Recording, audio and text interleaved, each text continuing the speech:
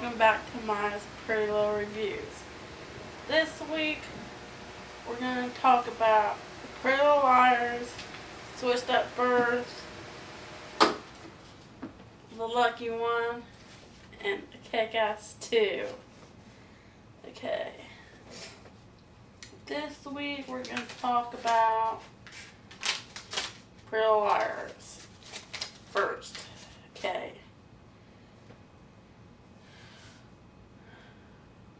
Okay.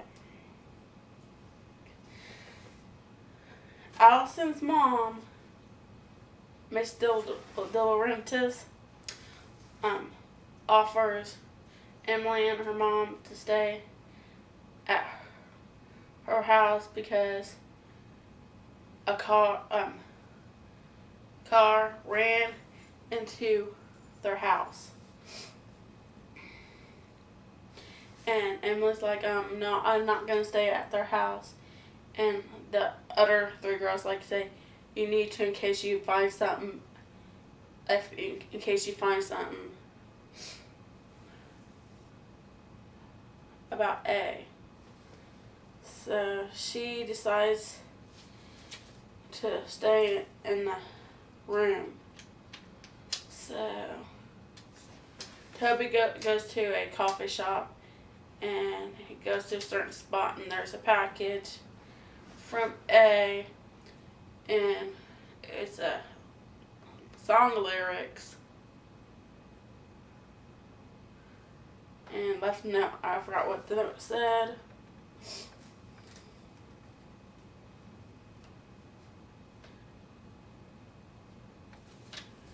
Okay. Emily stays in Allison's room. They move in and it stays in Allison's room. Okay. Hannah asks Caleb for help to get into Radley to go see Mona and ask her questions and such thing. And he's like, no, she's the enemy and you don't need to go see her. Then she meets up with Ren and asks him to let her in and he's like, no, I can't do that. And then I think he calls A and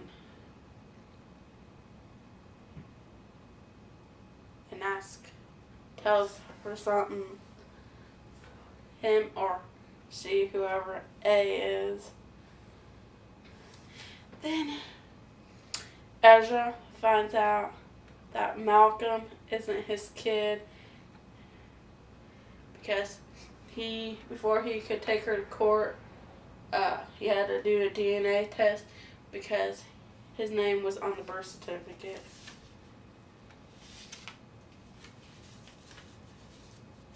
Caleb went to Veronica's office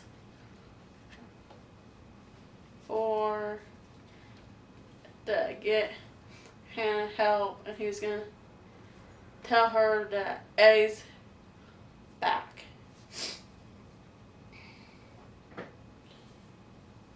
Then Ren goes to Veronica and says, watch out for Mona because she's gonna do something bad, I guess, to the girls. Okay.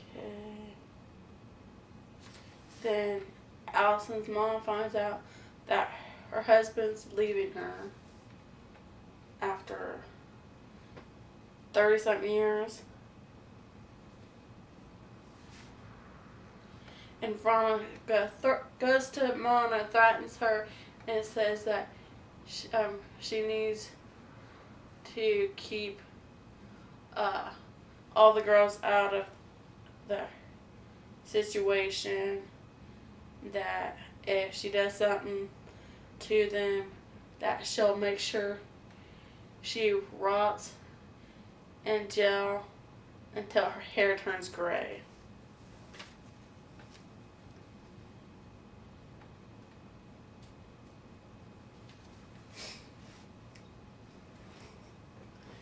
And then Spencer and Toby go see Dr. Palmer and ask who the blonde girl was, and he said it was Miss Diltrantis. And then Spencer asked Alice's mom if she knows Dr. Palmer.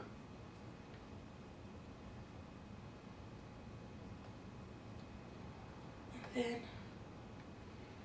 Ren turns Veronica in from threatening Mona, and now Ashley don't have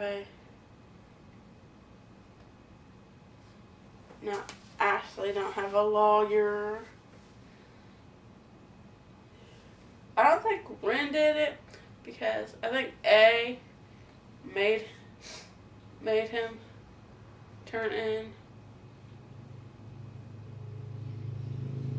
to get Ashley locked up again.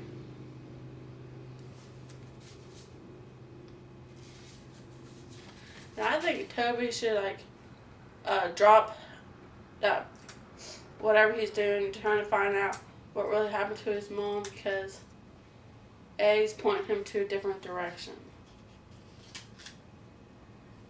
And I can't wait till next week's episode, which next week is last episode till January. And that show, Foster's and Swiss at Birth, went back on till January.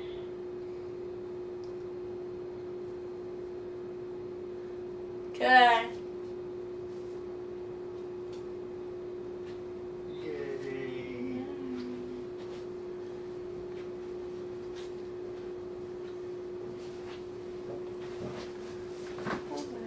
Hey, sweet. So, Pretty Little Liars, pretty good episode this week? Yeah. Now, this week was the season finale or next week's season finale? Next week. Far out. Yeah. So sad. I'm heartbroken. I don't care. I mean, I'm going to watch it on the box set later anyway, so. Yeah, when it comes out. When it comes out. I can wait. I can't wait. So, what else we got going on tonight, sweetie? Swiss at Bird. Alright. This one's the last week's because I lost the notes. Wait, didn't you already do last week, though? No, I lost the notes. Oh, okay. So you're going to do 2 weeks this week. Yeah. Goody. Okay. Bae tries to get her boyfriend Ty to not go to Afghanistan, make him be local because they're dating. Yeah. And then Nikki finds out that her dad did drugs. Sell drugs. Son of a bitch. Sell drugs. Uh-huh. And the mom knew all about it. And I didn't tell her. Alright. Yeah. Okay. I guess Daphne had an interview with her boss, Koto. His name's what? Koto. Toto? Koto. Koto? C-O-T-O. Koto. Yeah. Alright. Yeah, and she got nervous and she faked sick. And her mom found out she was faking Baking. sick. Oh. You gotta speak up, sweetie. You're talking to them, not me. Oh, yeah. Alright, talk to them. Okay. And her and her birth mom has a spa day. Yeah. Spa. What is this word? So what is this word? Spa. You trying to say spaghetti? No. They're having spaghetti day? They go to a spa and like get like manicures and such thing. Facials? They get facials? Yeah, massages. Oh my god. The mother-daughter facial. Oh. Yeah. Emmett's dad gets his little a facial hearing, too? no, his hearing thing, so he can hear. A hearing aid? Yeah. Okay. The old? Yeah. All right. Like 50 something.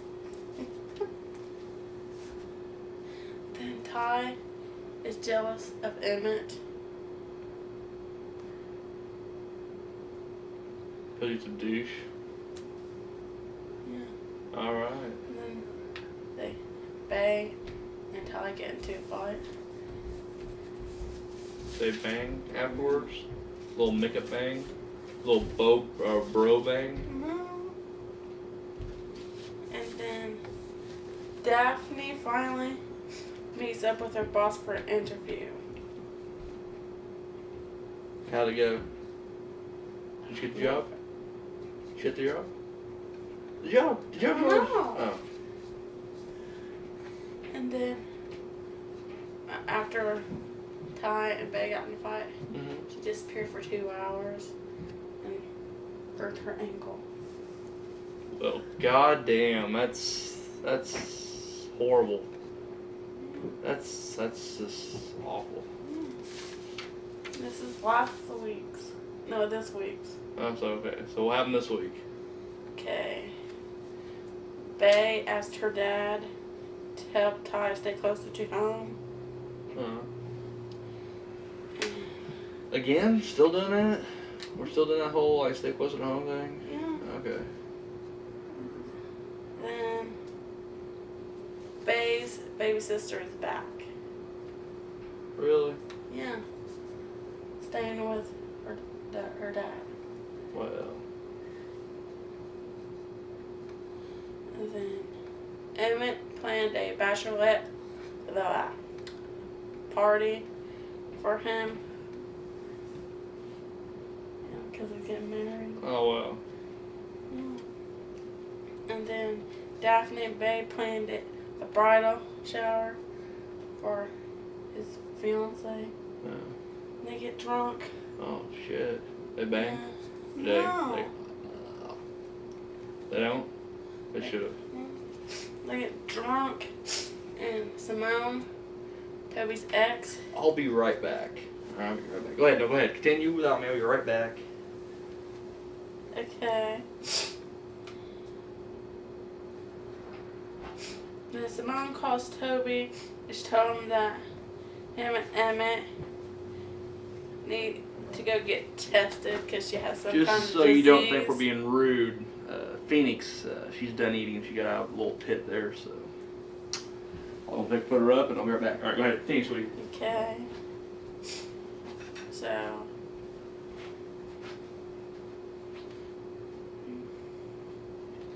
Then John decided to help Ty to stay local.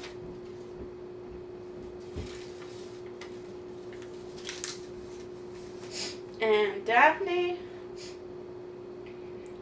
told Nikki about how her and her ex-boyfriend framed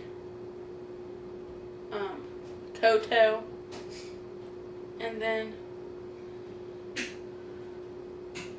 Nikki decided to call her boss and bitch him out.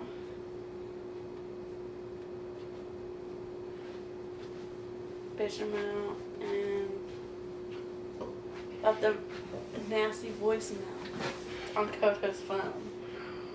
Like I want to see you. No. Naked. Oh, not that nasty? Alright, No. I'm sorry. Was it just them farting in the receiver then? Or No.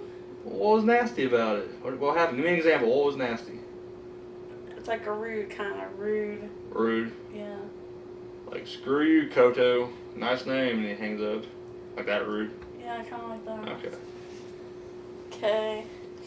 And then Nikki tells Daphne what she did, and freaking she started yelling at her. She's like, oh, why'd you do that? Blah, blah, blah, blah. Word.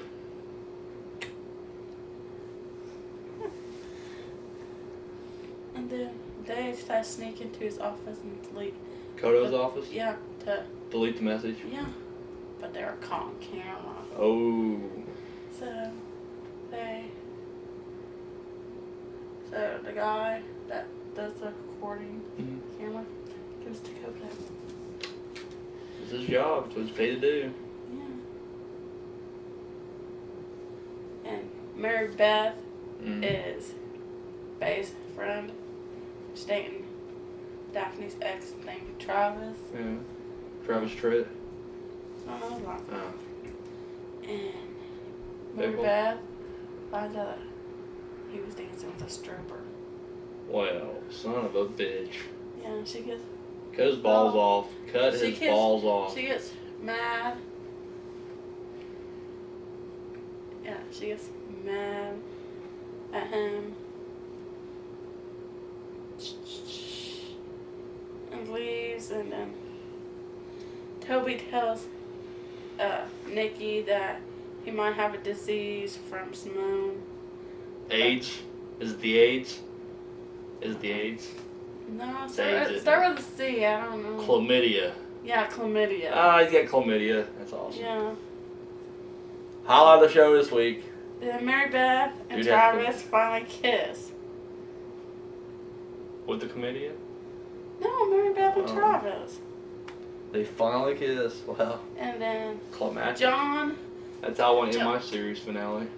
tells Faye that he don't have the strings to keep Ty local. Well, that's riveting. That's what that is. I can't wait for tomorrow's episode. We got more of this stuff? Yeah. When's this going to be over? Next week. Tomorrow's last week. Yay. Well, sweetie, what else we got tonight for the awesome viewers out there? Okay. What else? What are we reviewing now? Okay. The lucky one.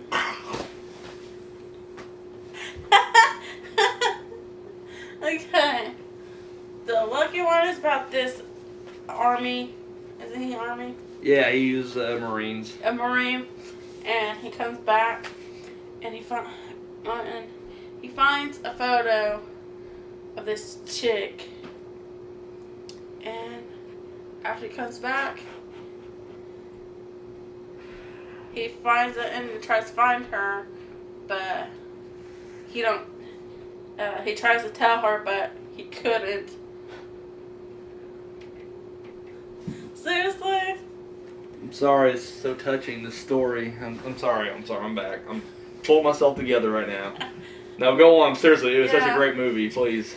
Yeah. Explain more. Where was I at? Well, what happens is he's over in Iraq, and there's this ambush, and They're fire. after the ambush, they are getting their shit together, and he sees a picture out in the middle of nowhere. He In walks over ashes. to it, he picks the picture up, and as he's looking at it, a bomb goes off behind him. And they tell him that, it's like that picture is his guardian angel. That girl in the picture is his guardian angel. Well, he don't know who the picture belongs to. He's been asking around. Yeah. So, Comes home, can't readjust to life because he's a soldier. At one point, he tried to choke out his nephews, and that was awesome. Like, I love that scene. But after that, he just starts walking. The motherfucker just randomly starts walking. He's like, I'm gonna have to find what I gotta do. He just starts walking from Colorado to New Orleans, looking for this girl. No, wait, how did he know where she lived at? He didn't know her name, right? He asked around. From Colorado, he just picked directions. He's like, I'm gonna go here, and luckily found the way. He had asked like 1 million people. Are you fucking kidding me? Anyway, somehow after asking like 1,000 people along the way, I'm thinking maybe he went to California first. He's just like, well, I hit the shore and no girl yet. I'm gonna go this way, and he walks to like Maine.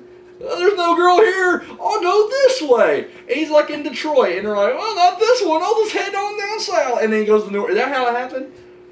Bam! And So, anyways, he finds the girl. And then But instead of telling her right off the bat, like, look, I found this picture of you in the war. He gets hired for a job. And he fucks her like 4 or 5 times. And Just busts a big fast nut inside of her 5 or 6 times, over and over. And then when she finds out that he lied to her, she's pissed off. Her ex-husband finds the picture. And she's like, why'd you lie? And he's just like, I don't know. And dude, it's Zac Efron. And I had nothing against Zac Efron, alright? Okay, he did the High School Musicals, whatever. When you're young, you gotta do what you gotta do. But I'm like, he broke out and he's doing his own shit. And he did a movie with like Nicole Kidman that was like controversial. And I was like, alright, well maybe this kid's gonna do something good. 17 again. Horrible show. Never seen it. I want to see it. I'm like, that's my kind of comedy. I like Freaky Friday and shit like that. So I was like, alright, Zac Efron, even though this is written by the faggot who wrote The Notebook and what was the other ones he did? Notebook. What's the one with Channing Tatum? Who? Channing Tatum. Who's that? He just thought the movie. Dear John, he wrote Dear John, and he just did that fucking movie we're gonna be watching tonight, Safe Haven. And so I was like, I already knew this was gonna be a shit movie going into it, and I was fucking right. Like, I judged the book by its cover, and I was correct. Because literally, it was just a big pile of fucking shit. Oh, it's horrible. Horrible. Whole time, like, and I'm very, when we watch movies together, I am very respectful. I am. I've seen some real shit, you know, and I don't say nothing. I'm like, you know what, it's okay. And she's the same with me. Like, she just doesn't pay attention. She just gets on her phone and plays. And that's the relationship we have. Except when I saw this piece of shit, I had to fucking say something because this was horrible. And like, the director was horrible. He had a montage every 5 minutes. Every 5 minutes is a new montage. That's all he did. That's all this guy do. Just like montage. And then like the scenes that weren't like montages, like regular scenes, they were edited so like they were just cut off abruptly, and they just like cut to something completely. I don't know. But at the end of the movie, they get together. Oh, shock! Oh, fucking shock! Oh, I didn't see that coming. Oh, you know, this douchebag pretty much just bangs her under false pretenses, and then she's like, "Oh, I'll accept you. I love you. I love you. Oh, I love you, Zac Efron." Horrible fucking movie. Do yourself a favor. If you get a chance to see The Lucky One, put a firecracker underneath your ball sack and light it. Seriously, you'll have more of a good time. You really will. So, what did you think of the movie, though? I'm sorry, I just kind of dominated that. Just dominated that review. I'm sorry. What did you think, sweetie? It's a true love story. Power and passion. I saw the previews of it and I thought it looked good. Then it was. Don't let her fool you. She was like all over this movie's nuts. She was just like, it wasn't. This was awesome. She's crying at the end of the movie. No. She did. No, she did. I'm joking. She did walk away going, and I gotta say, it may have just been the fact that I was busting his balls the entire time. But it was. Like, the dude had like a million chances to be like, listen. And it's her brother's the one who had the picture. So it's even worse. Like, her brother gets killed in Iraq and he doesn't tell her shit. Or Afghanistan, where the fuck he was at. It don't matter. He's in the war. And he had a million times. But instead of like, you know, sorry that you lost your brother, but, you know, he didn't die in vain. It was you know, he fought bravely. He fucks her. Like 30 times. Just busting a nut in her butthole, like, every single time. Yeah. And then when he gets caught, he's like, I'm sorry. Really? You're a douche. And fuck Zac Efron's what I'm saying. And I think her mother, the mother of the girl, she's told her that don't let her ex-husband ruin her life. And there's a whole plot about how were they separated already, or were they okay? I guess her ex-husband and his dad was the mayor of the town. So, anyways, and he was a sheriff, or he was a cop, or something like that.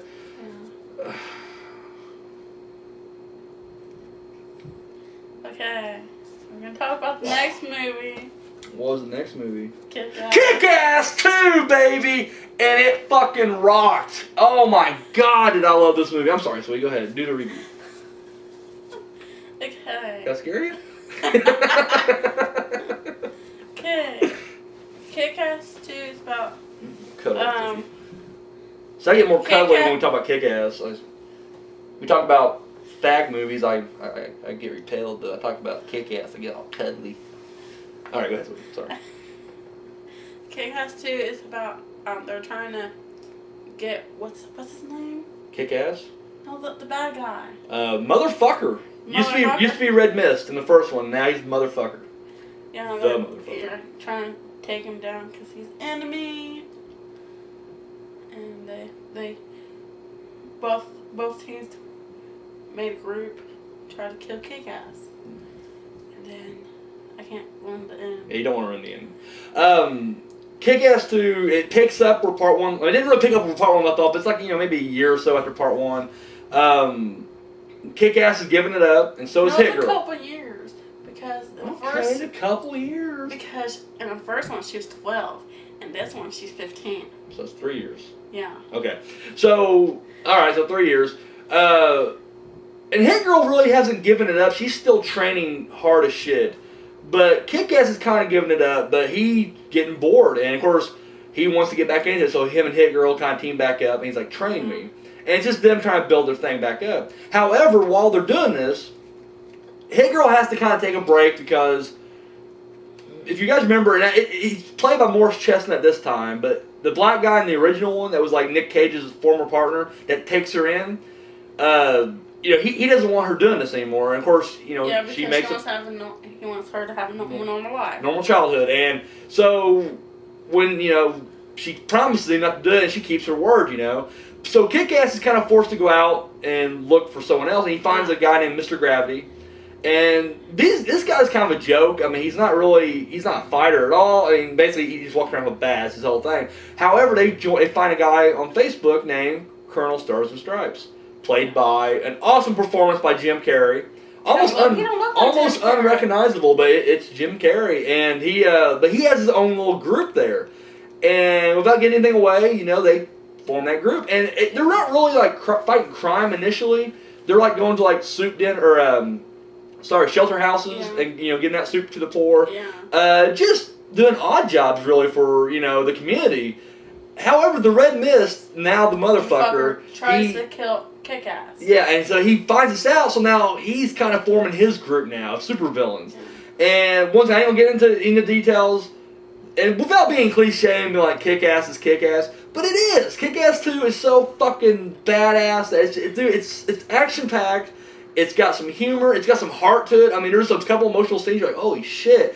But overall, it's it's a perfect follow-up. It really is.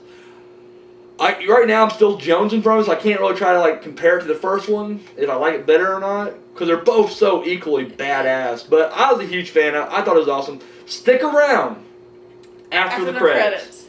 She's trying to run away. I didn't let her. I tackled her like, hey, we're going back. I had to like restrain her and pull her back to the chair. Like, get there. You're sitting here.